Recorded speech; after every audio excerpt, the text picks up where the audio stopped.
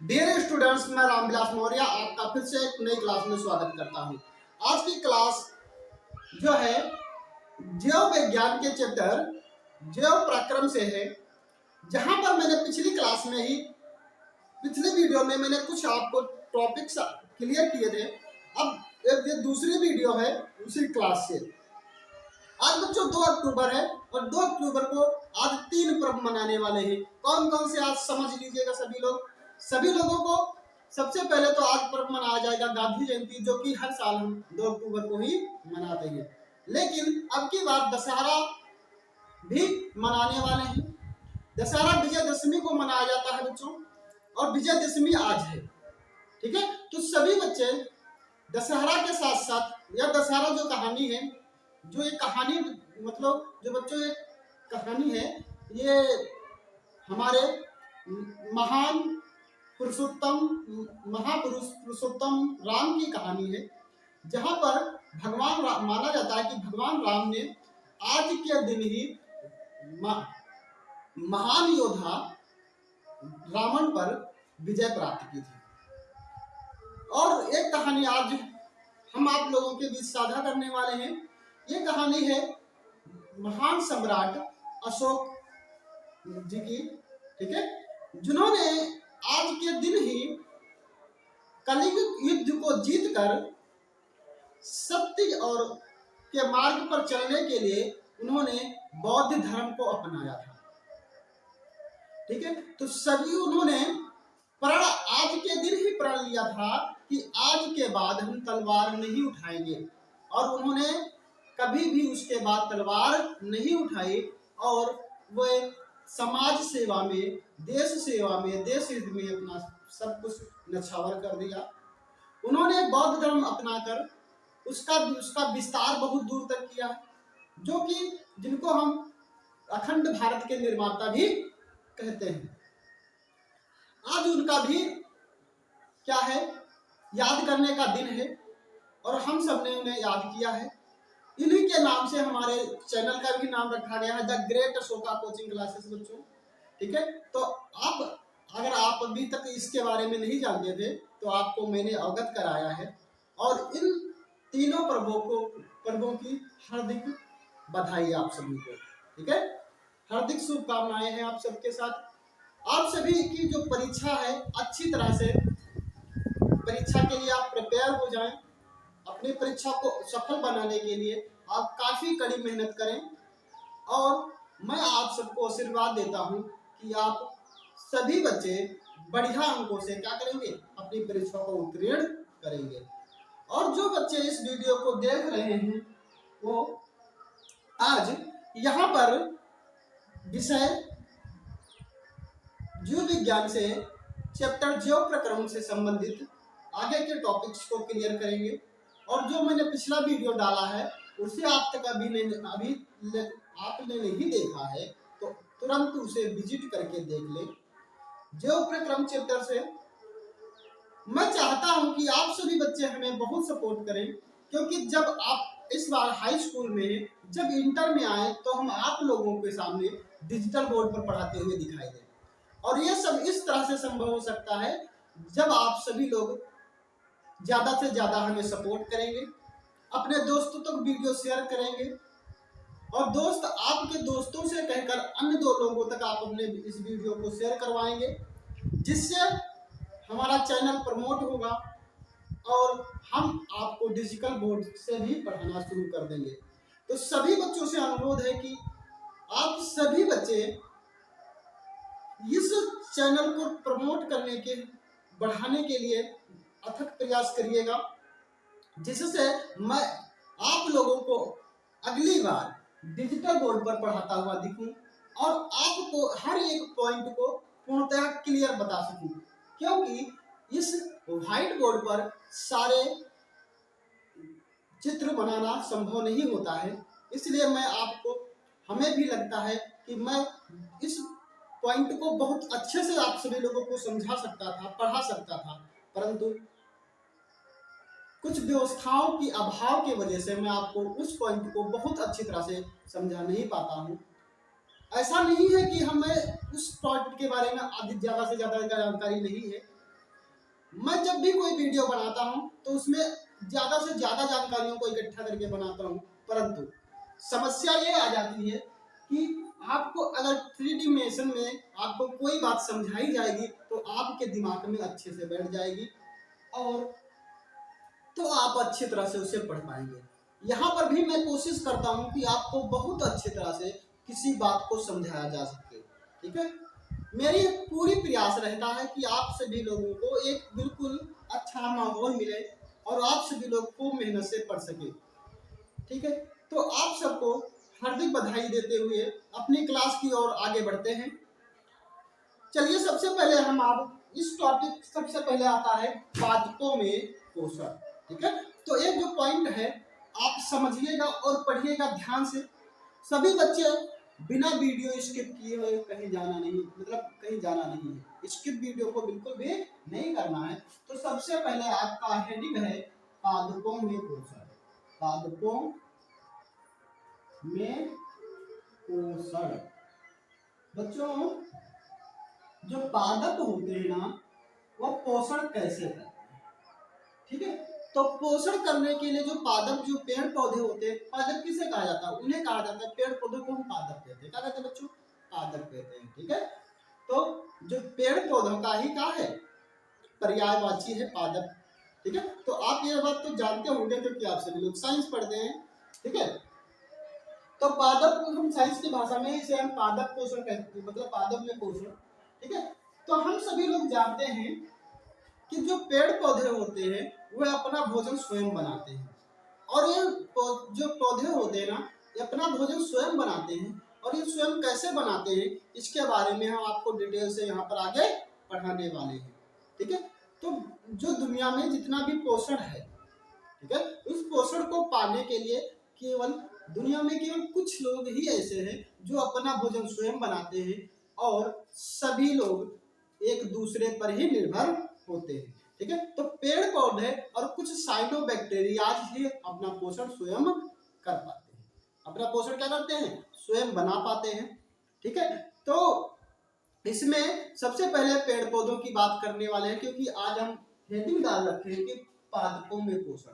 तो पादपों में पोषण कैसे बनता है, तो मेरे प्यारे बच्चों जो पादप में पोषण है वो कार्बन डाइऑक्साइड, कार्बन डाइऑक्साइड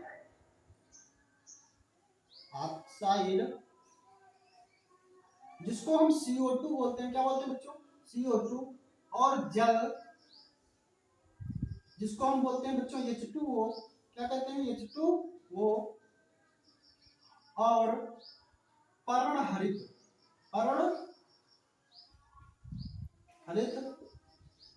ठीक है, और उसके साथ साथ पर्णहरित के साथ साथ भैया हमें क्या जरूरत होती है दिए। ठीक है, तो ये कार्बन डाइऑक्साइड, जल हो गया, पर्णहरित हो गया और सूर्य का प्रकाश हो गया। क्या हो गया, सूर्य का प्रकाश। इन सभी के द्वारा हम क्या करते हैं, पेड़ पौधे, हम नहीं बच्चों, पेड़ पौधे क्या करते हैं, एक प्रक्रिया होती है जिसे हम प्रकाश संश्लेषण कहते हैं। क्या कहते हैं, प्रकाश संश्लेषण। ठीक है, प्रकाश संश्लेषण के द्वारा क्या करते हैं, पेड़ पौधे भोजन बनाते हैं। क्या बनाते हैं बच्चों, भोजन तैयार करते हैं। तो जो पेड़ पौधे होते हैं ना बच्चों ये क्या करते हैं, कार्बन डाइऑक्साइड हमारे वातावरण से ग्रहण कर, जल पेड़ों की जड़ों से अवशोषित कर, मतलब मिट्टी से जल अवशोषित कर, और हरित लवक जो पत्तियों में पाया जाता है, और सूर्य का प्रकाश अवशोषित कर ये क्या करते हैं, प्रकाश संश्लेषण की क्रिया के द्वारा भोजन का निर्माण करते हैं। ठीक है, तो समझ आ गई ना बात। तो पेड़ पौधे जो होते हैं वो क्या करते हैं, किस तरह से अपना भोजन बनाते हैं, कार्बन डाइऑक्साइड, जल, हरित लवक और सूर्य के प्रकाश के द्वारा अपना भोजन का निर्माण करते हैं। देखिए बच्चों सबसे पहले हमारी जो CO2 होती है वो हमारे वातावरण में उपस्थित है, तो ये अपने पत्ती में रंध्रों के द्वारा अवशोषित कर लेते हैं, मतलब खींच लेते हैं, रंध्रों के द्वारा खींच लेते हैं। जैसे कि हम ऑक्सीजन को ग्रहण करते हैं वैसे पेड़ पौधे भी कार्बन डाइऑक्साइड को ग्रहण कर लेते हैं। और जल की जो जल है वो अपने जड़ों से अवशोषित करते हैं। ठीक है, उसके बाद पेड़ की जो पत्तियां होती हैं, पत्तियों में जो कोशिकाएं होती हैं, कोशिकाओं के अंदर एक अंग होता है जिसको बोलते हैं पर्णहरित हरित लवक। ठीक है, हवा जो हरित लवक होता है उसमें पर्णहरित उपस्थित होता है और पर्णहरित क्या करता है, सूर्य के प्रकाश को अवशोषित कर लेता है और उसे रखता है, सूर्य के प्रकाश को अवशोषित कर लेता है। और ये सभी जो अवशोषित करने के बाद ये ऑक्सीकरण अभिक्रिया के द्वारा प्रकाश संश्लेषण अभिक्रिया होती है और यह सभी का मिलकर प्रकाश संश्लेषण की अभिक्रिया होती है और उसके द्वारा भोजन का निर्माण हो जाता है। ठीक है, तो आपको अगर पोषण की पादपों में पोषण के बारे में अगर आपको लिखने को आए तो आप कहना कि जो पादप है हमारे ना बच्चों, यह हरे हमारे ये सूर्य के प्रकाश के साथ जल तथा कार्बन डाइऑक्साइड को ग्रहण कर सूर्य के प्रकाश की उपस्थिति में पर्णहरित के द्वारा की उपस्थिति में क्या करते हैं, प्रकाश संश्लेषण के द्वारा अपना भोजन निर्माण करते हैं। देखो सबसे पहले आप बात यहाँ पर समझो, तो बात समझने के लिए एक हम समीकरण दे रखते हैं बच्चों। तो समीकरण समझो, सबसे पहले समीकरण क्या है, इसी से आपको उस समीकरण पढ़ोगे उसके बाद आप सारे टॉपिक्स को बिल्कुल पूर्णतया क्लियर पढ़ पाओगे। ठीक है, तो सबसे पहले हम लेते हैं कार्बन डाइऑक्साइड, जो कि पेड़ पौधे अपने स्टोमेटा के द्वारा अवशोषित करते हैं। जैसे कि हम ऑक्सीजन ग्रहण करते हैं वैसे पेड़ पौधे CO2 को ग्रहण करते हैं। उसके बाद जो जल आता है बच्चों, जल आता है वो कहाँ से आता है, पेड़ की जड़ों से। जो मिट्टी में जल उपस्थित होता है उसी को अवशोषित करके पेड़ कहाँ पर पहुंचाते हैं, पत्तियों में पहुंचाते हैं। किसके द्वारा, जाइलम के द्वारा। क्या के द्वारा, जाइलम के द्वारा। तो कई बार प्रश्न ये भी बहुविकल्पी प्रश्नों में पूछा जाता है कि जल का परिवहन किसके द्वारा होता है, तो आपको जाइलम ही बताना है, क्योंकि आपका ऑप्शन जाइलम ही सही होता है। ठीक है, तो ये चुटू। अब ये दोनों के बीच किसकी उपस्थिति में मिला, सूर्य के इसके पर्णहरित हरित लवक। क्या है, पर्णहरित कह सकते हैं, क्या कहेंगे,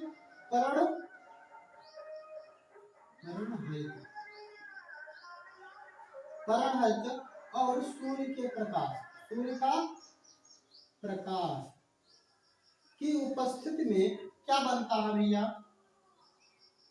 हमारा जो ग्लूकोज का निर्माण होता है जिसको C6H12O6 कहते हैं।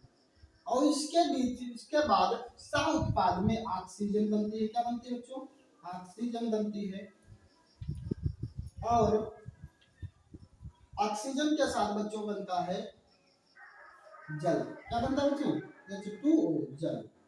जल का भी निर्माण होता है। इस तरह से एक अभिक्रिया होती है। ठीक है, तो जो CO2 है वो कितने अणु होंगे बच्चों, 6 अणु होते हैं और हाइड्रोजन के 12 अणु होते हैं। और इस तरह से मिलकर बनता है आपका CO2 और H2O के कितने 6 अणु निकल जाते हैं और ऑक्सीजन के भी 6 अणु क्या होते हैं, निकलते हैं।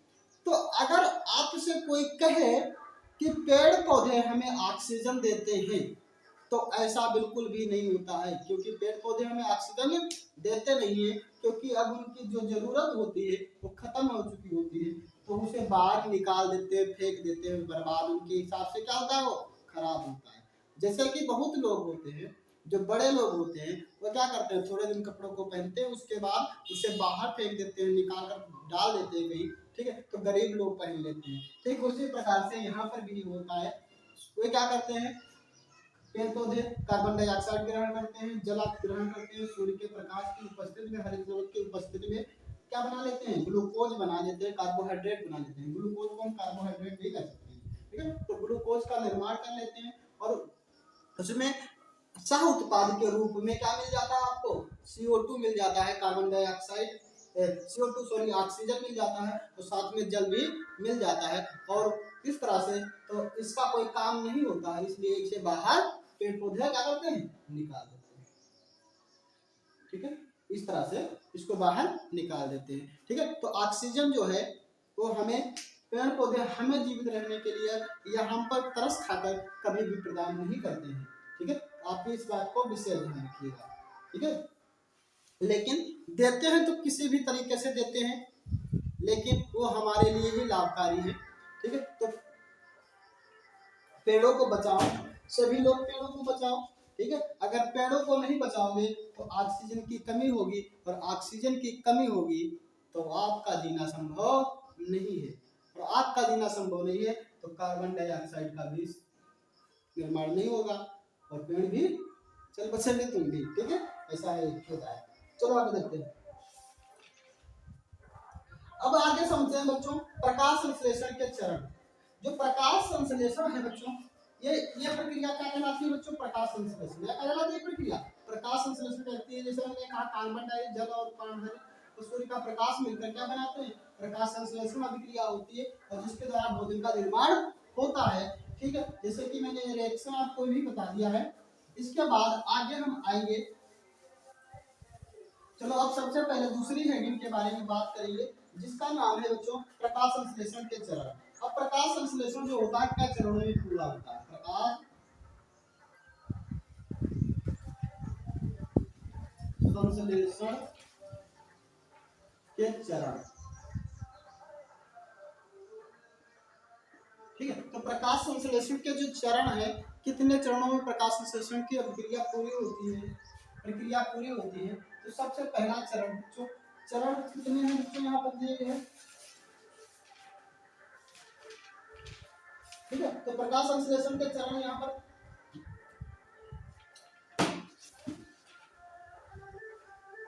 3 दिए गए हैं। कितनी भैया, जो प्रकाश संश्लेषण है वो 3 घटनाओं के द्वारा होता है। प्रकाश संश्लेषण तो कितनी घटनाओं के द्वारा होता है, 3। ठीक है, तो 3 घटनाएं होती हैं। एक होता है अवशोषण, क्या होता है बच्चों, नंबर 1 होता है अवशोषण। और ठीक है, साफ लिख देते हैं।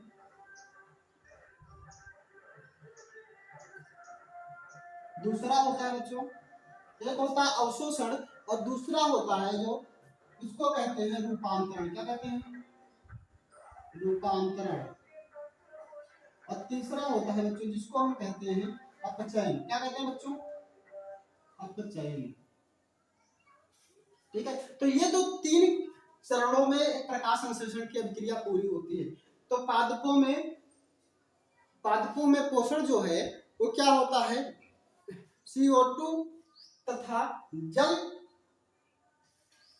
के प्रकाश तथा पर्णहरित की उपस्थिति में एक अभिक्रिया होती है जिसको हम प्रकाश संश्लेषण कहते हैं। उसके द्वारा भोजन का निर्माण होता है। और प्रकाश संश्लेषण जो है वो 3 चरणों में पूरा होता है। कितने चरणों में पूरा होता है तो 3।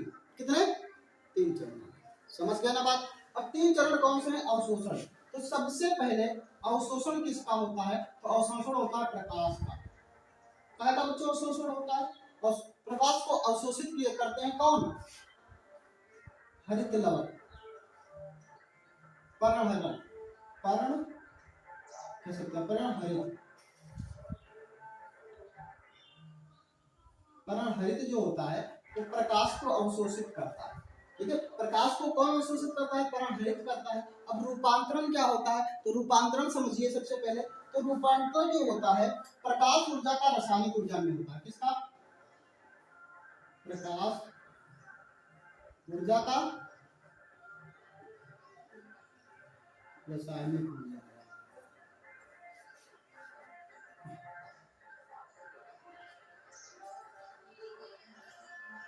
रासायनिक ऊर्जा में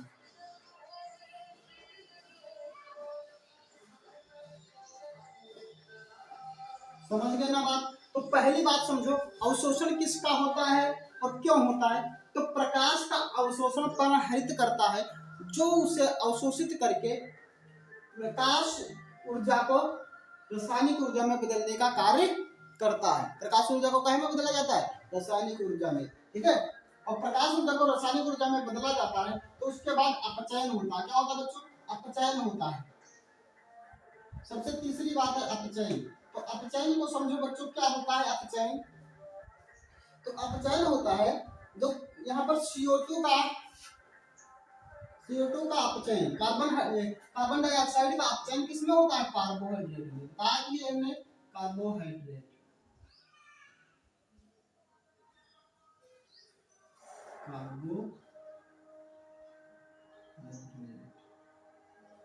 ठीक है। तो डियर स्टूडेंट्स, क्या है, क्लियर सी बात कुछ इस प्रकार से है कि जो प्रकाश संश्लेषण की अभिक्रिया है, प्रकाश संश्लेषण की जो क्रिया है वो 3 चरणों में पूरी होती है। तो सबसे पहला चरण होगा बच्चों अवशोषण। अवशोषण किसको कौन कर रहा है? तो प्रकाश का अवशोषण पराहरित कर रहा है।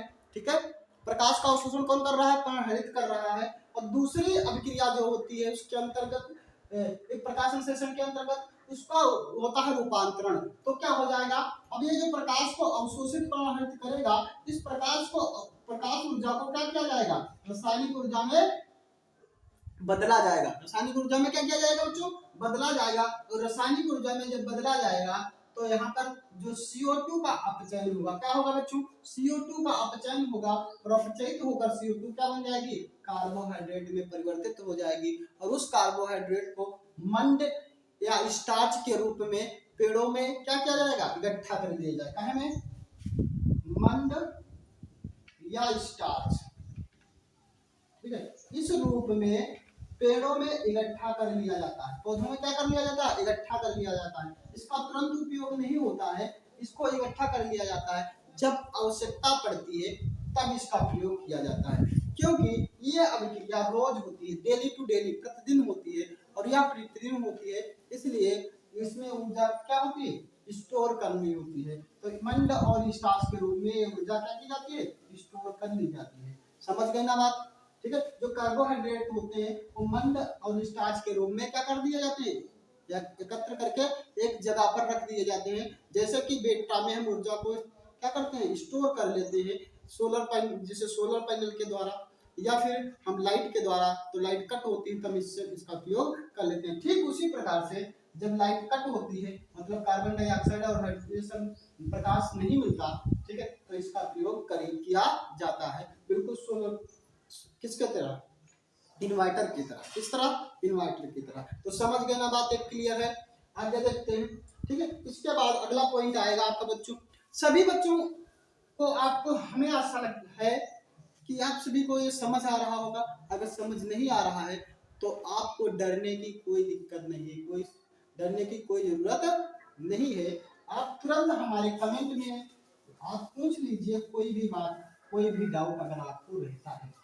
ठीक है, वैसे हमारे हिसाब से आपके बीच कोई डाउट रहने वाला है ही नहीं, क्योंकि मैं हर एक पॉइंट को आपको आसानी से और सिंपल भाषा में समझाने की कोशिश कर रहा हूँ। ठीक है, चलो इसके बाद आता है बच्चों प्रकाश संश्लेषण का कार्यस्थल।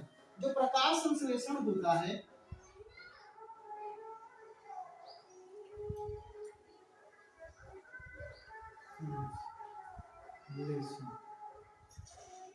का कार्य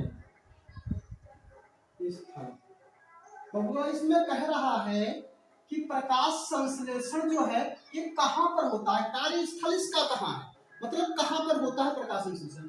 तो भैया सबसे पहली बात है, प्रकाश संश्लेषण कहाँ पर होगा? कहाँ पर होगा? पत्तियों में होगा ना बच्चों? कहाँ पर होगा?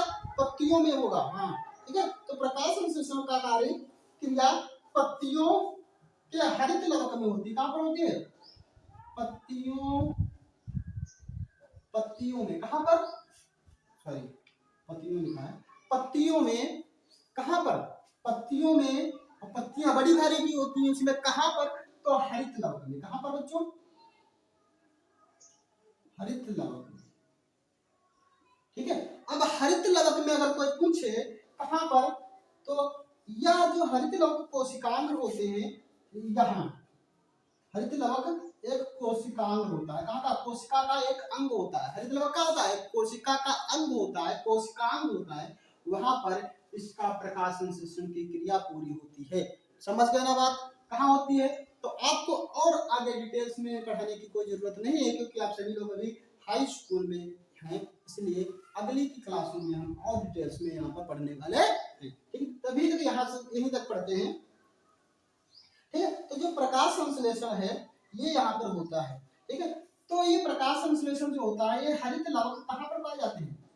पत्तियों की कोशिकाओं में, पत्तियों की कोशिकाओं में। और पत्तियों की जो मध्य वाली पत्ती का जो बीचों बीच भाग होता है, बीचों बीच भाग होता है, तो जैसे पत्ती है,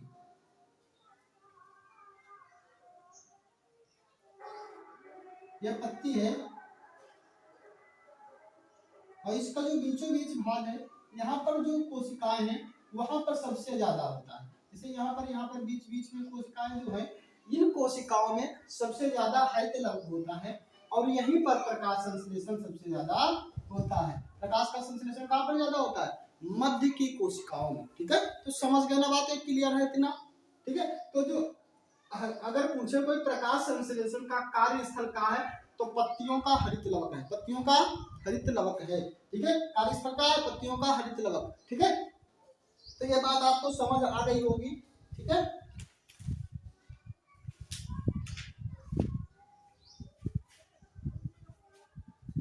अगला देखिए, प्रकाश संश्लेषण के लिए अनुकूलन। भैया अब जो प्रकाश संश्लेषण है, चलो दूसरा देखते।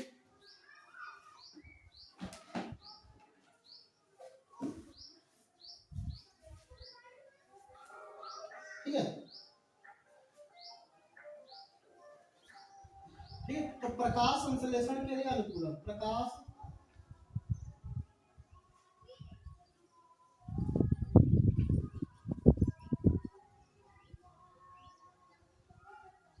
अनुकूलन।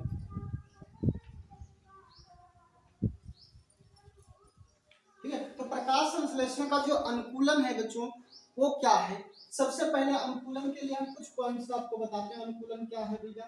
तो प्रकाश संश्लेषण का अनुकूलन नंबर 1 है, मतलब क्या होता है, पत्तियां प्राय चलती होती हैं तब कार्बन डाइऑक्साइड और प्रकाश का अवशोषण उनके द्वारा सतही क्षेत्र से अधिक होता है। मतलब जो पत्तियां जितनी चौड़ी होंगी, जितनी लंबी होगी, उतना ज्यादा प्रकाश संश्लेषण होगा। पत्तियां जितनी ज्यादा होंगी, चौड़ी होंगी, उतना ज्यादा प्रकाश संश्लेषण होगा, क्योंकि पत्तियों में ही क्या पाया जाता है? हरित लवक पाया जाता है, तरण हरित पाया जाता है। और जब यह पत्तियों में पाया जाता है तो पत्तियां ही प्रकाश का क्या करती हैं? अवशोषण करती हैं। पत्तियां ही क्या करती हैं? प्रकाश का अवशोषण करती हैं। इसलिए जितनी बड़ी पत्ती होगी अवशोषण उतना ज्यादा होगा। ठीक है, तो सबसे पहला पॉइंट है इसका अनुकूलन है कि पत्ती का बड़ा होना जरूरी है, पत्ती का बड़ा होना जरूरी है। ठीक है, तो इसका अनुकूलन, सबसे बड़ा अनुकूलन मतलब बात अगर करें तो पत्ती चपटियां होती, चपटी होती है, पत्तियां क्या होती है बच्चों? चपटी होती हैं, और इसलिए प्रकाश का अवशोषण सबसे ज्यादा यही पर होता है। दूसरा पॉइंट है बच्चों, पत्ती में पत्तियों का जो मध्य अंग होता है, ध्यान होता है। दूसरा नंबर, पत्तियां जो मध्य में होती है, ठीक है, मध्य मध्य लिखा पर्ण मध्योतक, पर्ण मध्योतक, मध्योतक बच्चों, पर्ण मध्योतक जो है वो, इसको इंग्लिश में हम बोलते हैं मीसोफिली, मीसोफिली,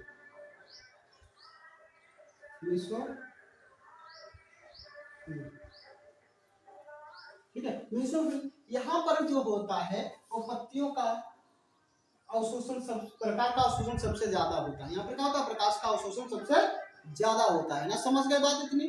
ठीक है, तो ये भी इसका बहुत बड़ा भूमिका है, इसका अनुकूलन है। इसका क्या है बच्चों?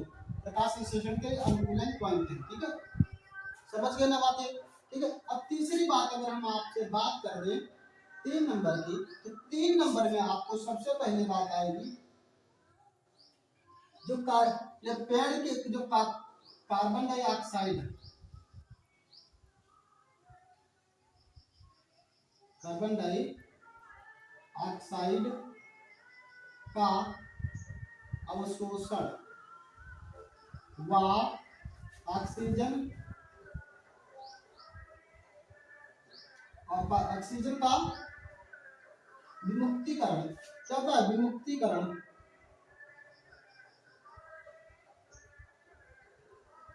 विमुक्त होना जरूरी है। ठीक है, तो जितनी बड़ी पत्ती होगी स्टोमेटाज उतने ज्यादा होंगे।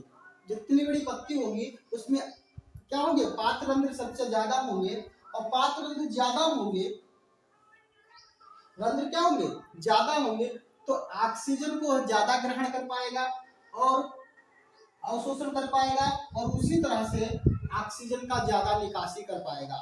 ठीक है, इसलिए ये भी आपको जरूरी है कि पत्तियां बड़ी होती हैं तो क्या होता है, कार्बन डाइऑक्साइड को ज्यादा ग्रहण कर लेती हैं, मतलब ऊर्जा ज्यादा, प्रकाश संश्लेषण की क्रिया ज्यादा होती है, ऊर्जा ज्यादा बना लेती है। ठीक है, तो समझ गए ना बातें। ठीक है, तो प्रकाश संश्लेषण के अनुकूलन के लिए सबसे पहले तो पत्ती का बड़ा होना जरूरी है।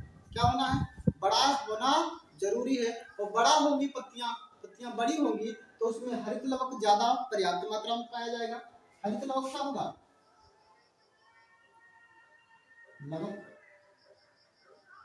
ज्यादा होगा, और हरित लवक ज्यादा होगा तो उसके जो बीच, अब पत्ती बड़ी होगी तो बीच में पर्णमध्योतक कोशिकाएं ज्यादा होंगी, पर्णमध्योतक कोशिकाएं ज्यादा होंगी, और इस तरह से जब हरित लवक ज्यादा होगा, पर्णमध्योतक कोशिकाएं ज्यादा होगी, कार्बन डाइऑक्साइड का ग्रहण और अवशोषण ज्यादा होगा, कार्बन डाइऑक्साइड का अवशोषण और ऑक्सीजन का विमुक्तिकरण ज्यादा होगा, तो प्रकाश संश्लेषण भी ज्यादा होगा, प्रकाश संश्लेषण भी क्या होगा, ज्यादा होगा। तो इसके अनुकूलन के लिए ये सभी पत्ती का आकार बड़ा होना जरूरी है।